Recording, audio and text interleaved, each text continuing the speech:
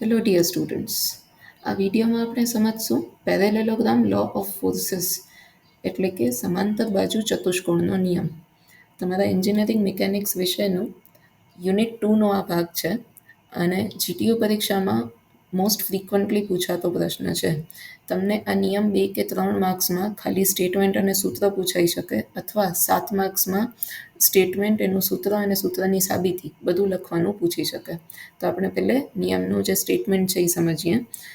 If two forces acting simultaneously on a particle be represented in magnitude and direction by two adjacent sides of parallelogram, the resultant may be represented in magnitude and direction by the diagonal of the parallelogram which passes through their point of intersection. શું કહે છે ગુજરાતીમાં સમજો વાક્યને. કોઈ એક બિંદુ આગળ લાગતા એક જ પ્રકારના બે બળોને સમાંતર બાજુ ચતુષ્કોણની બે પાસેની બાજુઓ વડે દિશા અને મૂલ્ય વડે દર્શાવવામાં આવે. આ પેલું વાક્ય સમજો કે બે બળો લાગે છે અને આપણે એ બે બળોને એક સમાંતર બાજુ ચતુષ્કોણની બે બાજુઓ વડે દર્શાવીએ છીએ. દિશા અને મૂલ્ય બંનેમાં આ બે બાજુઓ વડે દર્શાવીએ છીએ. આ બે બળોના છેદન બિંદુમાંથી પસાર થતો વિકર્ણ એટલે કે તમે જે સમાંતર બાજુ ચતુષ્કોણ દોરો એનો જે કર્ણ બને, બરાબર, પણ કર્ણ બે બનશે. આપણે કયો લેવાનો છે? જે એના છેદન બિંદુમાંથી, પોઈન્ટ ઓફ ઇન્ટરસેક્શનમાંથી પાસ થતો વિકર્ણ છે એટલે કે ડાયાગોનલ છે, તે પરિણામી બળની દિશા અને મૂલ્ય દર્શાવે છે. આપણે માની લઈએ કે તમે પરિણામી બળ એટલે કે રિઝલ્ટન્ટ ફોર્સ શું છે એ તમને ખ્યાલ છે. રિઝલ્ટન્ટ ફોર્સ અને ઇક્વિલિબ્રિયન્ટ ફોર્સ આ બે પણ બહુ મહત્વની ડેફિનેશન્સ છે. એ બંને પણ યાદ કરી લેજો જીટીયુ પરીક્ષા માટે. સાદી રીતે સમજીએ તો રિઝલ્ટન્ટ ફોર્સ શું હોય કે તમને ઘણા બધા ફોર્सेस આપ્યા હોય સિસ્ટમમાં અને તમે એ બધા ફોર્सेसની જગ્યાએ કોઈ એક ફોર્સ વડે એને રિપ્રેઝન્ટ કરી શકો. સેમ સિસ્ટમને તમે કોઈ એક ફોર્સ વડે રિપ્રેઝન્ટ કરી શકો તો એ ફોર્સને જે તે સિસ્ટમનો રિઝલ્ટન્ટ ફોર્સ કહેવાય. અને એ રિઝલ્ટન્ટ ફોર્સની સેમ મૂલ્યનો અને વિરુદ્ધ દિશામાં લાગતો જે બળ હોય તેને ઇક્વિલિબ્રિયન્ટ ફોર્સ કહેવાય. એટલે ઇક્વિલિબ્રિયન્ટ ફોર્સ શું કરે તો તમારી સિસ્ટમને ઇક્વિલિબ્રિયમમાં લાવી આપે, એટલે એને કહેવાય ઇક્વિલિબ્રિયન્ટ ફોર્સ. બરાબર. તો હવે સમાંતર બાજુ ચતુષ્કોણનો જે નિયમ છે આપણે એને આકૃતિ વડે સમજીએ કે આ સ્ટેટમેન્ટની આપણે ફિગર બનાવીએ તો શું બને છે.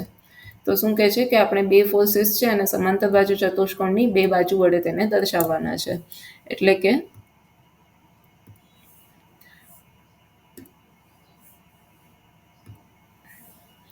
કે હું એક બાજુ આ બતાવું છું, બરાબર, જેને હું કહું છું ફોર્સ પી છે, અને બીજી આ બાજુ આપણે બનાવીએ જેને કહીએ કે ફોર્સ ક્યુ છે. બરાબર. આ સમાંતર બાજુ ચતુષ્કોણની બે બાજુ અને આ એનો છેદન બિંદુ. હવે શું કરવાનું છે? આપણે સમાંતર બાજુ ચતુષ્કોણને કમ્પ્લીટ કરીએ. બે બાજુ છે, બાકીની બે બાજુ બનાવીએ. તો સમાંતર છે એટલે આ બંને સાઈડને સમાંતર બીજી બે સાઈડ્સ બનાવવાની થશે. તો આ જે નીચેની હોરિઝોન્ટલ લાઈન છે એને સમાંતર આ લાઈન બની, અને આ જે તમારો ક્યુ ફોર્સ છે, બરાબર, એને સમાંતર આપણે અહીંયાથી લાઈન બનાવીએ જ્યાં પી કમ્પ્લીટ થાય છે. તો આ તમારો સમાંતર બાજુ ચતુષ્કોણ કમ્પ્લીટ થયો. આ પોઈન્ટને આપણે કહીએ, જે ઓરિજિન પોઈન્ટ છે એને આપણે ઓ પોઈન્ટ કહીએ, અને આ જે છેદન બિંદુ ઇન્ટરસેક્શન પોઈન્ટ છે એમાંથી પસાર થતો વિકર્ણ એટલે કે ડાયાગોનલ. આ જે તમારો ડાયાગોનલ બને એ રિઝલ્ટન્ટ ફોર્સ આરની મૂલ્ય અને દિશા દર્શાવે છે. બરાબર. રિઝલ્ટન્ટ ફોર્સ છે એટલે કે વેક્ટર ક્વોન્ટિટી છે. માત્ર મૂલ્ય નહીં ચાલે, આપણે મૂલ્ય અને દિશા બંનેની જરૂર પડે. એટલે એની મૂલ્ય અને દિશા બંને આપણે આ ડાયાગોનલ વડે દર્શાવી શકીએ છીએ. તો આ છે તમારો એક ફોર્સ પી, બીજો છે ફોર્સ ક્યુ, અને પછી તમે સમાંતર બાજુ ચતુષ્કોણ કમ્પ્લીટ કર્યો એટલે તમને જે મળે છે એ ડાયાગોનલ મળે છે, એ છે રિઝલ્ટન્ટ ફોર્સ આર. રાઈટ. ખૂણા જોઈ લઈએ આપણે. તો પી અને ક્યુ વચ્ચેનો જે ખૂણો છે તેને કહેશું આપણે થીટા, અને પી અને આર વચ્ચેનો જે ખૂણો છે તેને આપણે કહેશું આલ્ફા. ઓકે. આ છે આપણો થીટા અને આ છે પી અને આર વચ્ચેનો ખૂણો આલ્ફા. હવે એનું સૂત્ર શું છે? સમાંતર બાજુ ચતુષ્કોણનું સૂત્ર શું છે? તો તમને એક શોધવાનું હશે રિઝલ્ટન્ટ આર, એનું મૂલ્ય, બરાબર. તો આરનું મૂલ્ય, એનું સૂત્ર છે √p² + q² + 2pq cos theta. બરાબર. આ થાય તમારો રિઝલ્ટન્ટ ફોર્સ આરનું સૂત્ર. બીજું છે કે એની દિશા પણ દર્શાવવી પડે, રિઝલ્ટન્ટ ફોર્સની દિશા. તો દિશા માટે આપણે આ આર બતાવીએ કે રિઝલ્ટન્ટ ફોર્સ કેટલા ખૂણે લાગે છે, તો પી સાથે આલ્ફા ખૂણે લાગે છે. તો આલ્ફા થઈ એની દિશા માટેનું રિપ્રેઝન્ટેશન. તો આલ્ફા થશે tan inverse of q sin theta divided by p plus q cos theta. Right, આ બે સૂત્રો છે સમાંતર બાજુ ચતુષ્કોણને. એટલે કે તમને જો 2 to 3 માર્ક્સમાં ક્વેશ્ચન પૂછાય તો તમારે સેન્ટેન્સ લખવાનું છે, બે સૂત્ર લખવાના છે, ફિગર બનાવવાની છે. રાઈટ, હવે આ બંને સૂત્રોની સાબિતી પણ આપણા સિલેબસમાં છે, તો આ બંને સૂત્રો આપણે સાબિત કરીએ. તો એના માટે આ સમાંતર બાજુ ચતુષ્કોણની જે આકૃતિ છે એનામાં હું થોડું એક્સટેન્શન કરીશ હજી. તો શું કરીએ આપણે કે આને નામ આપી દઈએ પહેલે બધા પોઈન્ટ્સને. તો જ્યાં પી ફોર્સ પૂરો થાય છે, આ ઓરિજિન પોઈન્ટ તો ઓ છે જ, પી કમ્પ્લીટ થાય છે ત્યાં નામ આપીએ એ. જ્યાં ક્યુ કમ્પ્લીટ થાય છે એ છે આપણો પોઈન્ટ બી. જ્યાં અહીંયા તમારું વિકર્ણ એટલે સમાંતર બાજુ ચતુષ્કોણનો જે ચોથો ખૂણો આવે છે એને નામ આપીએ આપણે સી. હવે આપણે પી ફોર્સથી આગળ લાઈન એક્સટેન્ડ કરી જઈએ, આ લાઈન એક્સટેન્ડ કરી અને સી ફોર્સથી આપણે ડાઉનવર્ડ એક લાઈન ડ્રોપ કરીએ. ઓકે, આ જે પોઈન્ટ મળ્યો તમને ઇન્ટરસેક્શન પોઈન્ટ, આને નામ આપીએ આપણે પોઈન્ટ ડી. રાઈટ, આને નામ આપ્યું આપણે પોઈન્ટ ડી. હવે આપણી પાસે શું બની ગયું? તો એક આપણી પાસે કાટકોણ ત્રિકોણ બની ગયો. કાટકોણ ત્રિકોણ જે છે ઓ સી ડી, બે કાટકોણ ત્રિકોણ દેખાય છે અહીંયા મને. એક છે ઓ સી ડી અને બીજો છે એ સી ડી. એટલે આપણે આ કાટકોણ ત્રિકોણ ઓ થી સી થી ડી, આ ત્રિકોણમાં આપણે રાઇટ એંગલ ટ્રાયેંગલમાં પાયથાગોરસનો નિયમ લગાવીએ. પાયથાગોરસનો નિયમ શું કહે છે કે કર્ણનો સ્ક્વેર ઇઝ ઇક્વલ ટુ બાકી બંને બાજુનો સ્ક્વેરનો સરવાળો.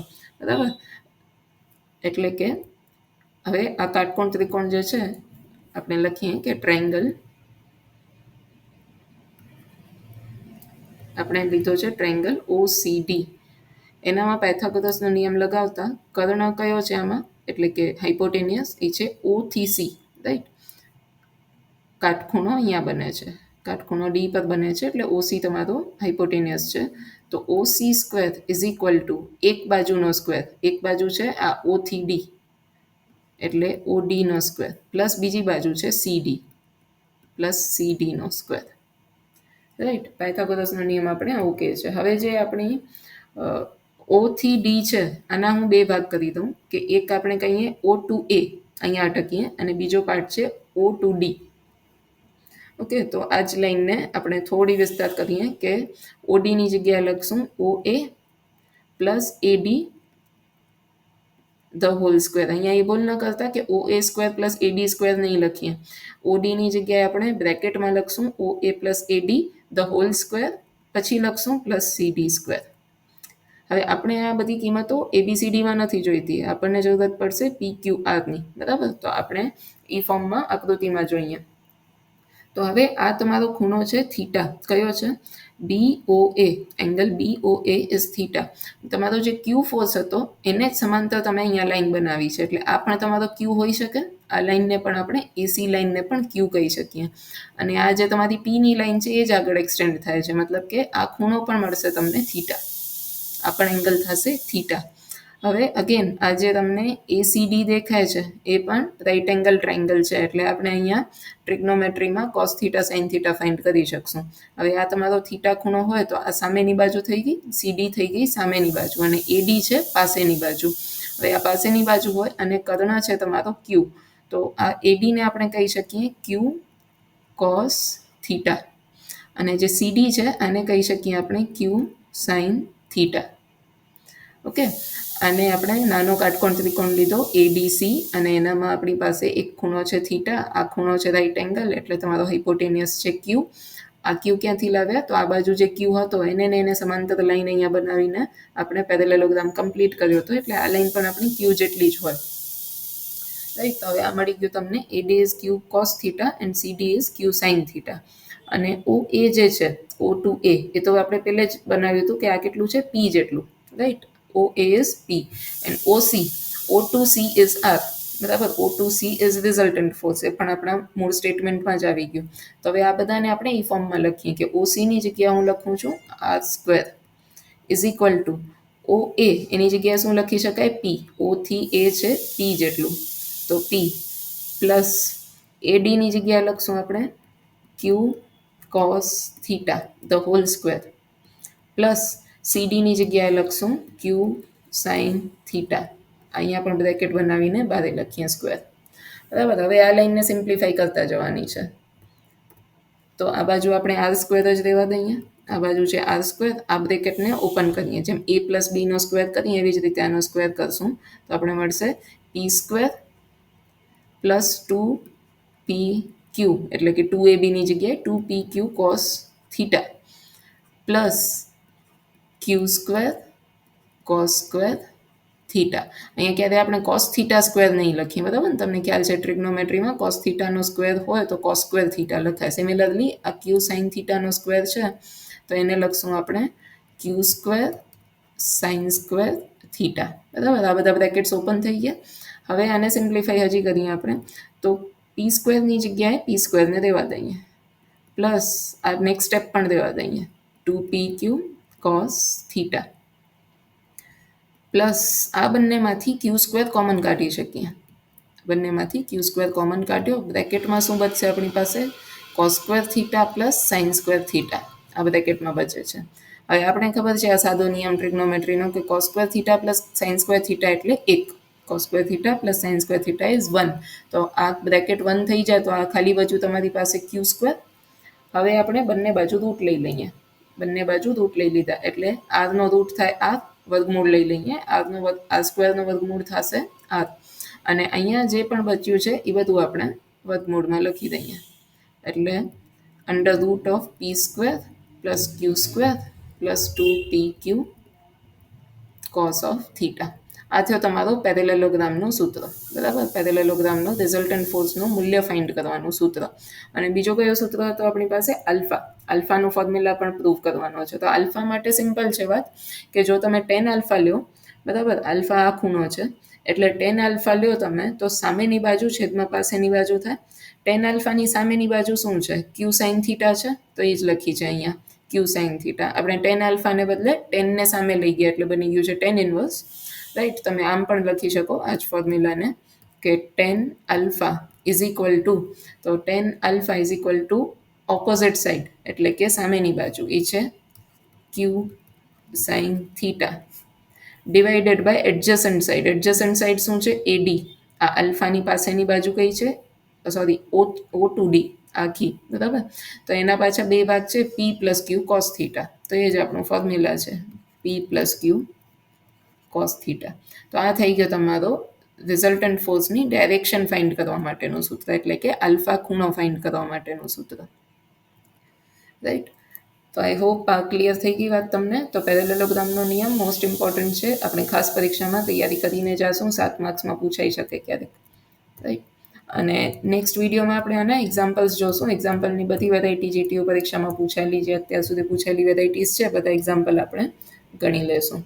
તો પહેલે તમે થિયરીનો વિડીયો જોઈ લેજો, પ્રૂફ યાદ કરી લેજો, બહુ સિમ્પલ પ્રૂફ છે. આપણે ખાલી પાયથાગોરસ અને ટ્રિગ્નોમેટ્રીના એકાદ બે સિમ્પલ નિયમો આટલું જ યુઝ કર્યું છે આમાં, રાઈટ? Thank you.